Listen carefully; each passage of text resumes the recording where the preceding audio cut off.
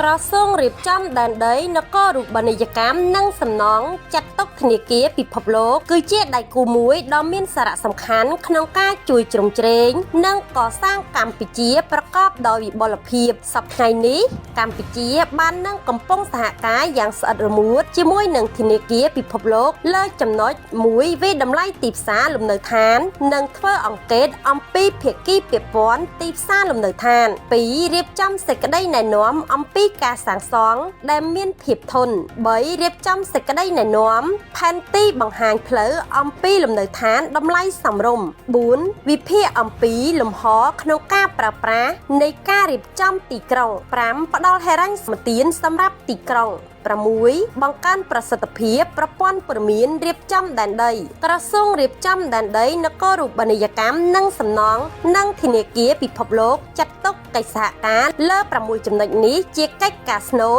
នៃទំនាក់ទំនងរវាងក្រសួងរៀបចំដែនដីនគររូបនីយកម្មនិងសំណង់និងធនាគារពិភពលោក